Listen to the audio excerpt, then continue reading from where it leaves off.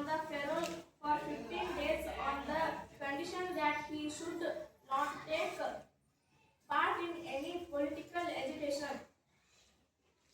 15 ದಿನಗಳ ಕಾಲವರೆಗೆ ಅವರನ್ನು ಬಿಡುಗಡೆ ಮಾಡಿದರು.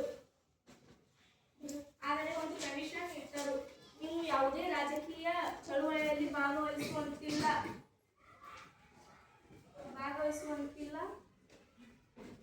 ಬ್ರಿಟಿಷ್ ಸರ್ಕಾರದವರು 15 ದಿನಗಳ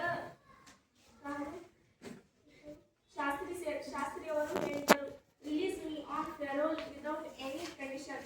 ನೀವು ನನಗೆ ಯಾವುದೇ ನಿರ್ಬಂಧವನ್ನು ಹೇರಲಾರದೆ ನನ್ನ ಬಿಡುಗಡೆ ಮಾಡಿ, or else I don't accept ಪ್ಯಾರೋಲ್.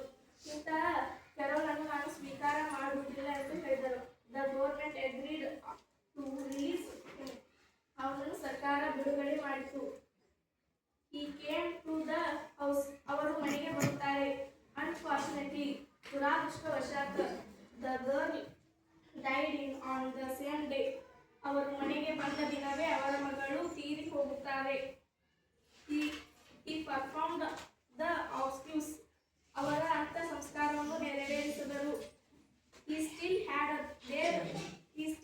3 or 4 days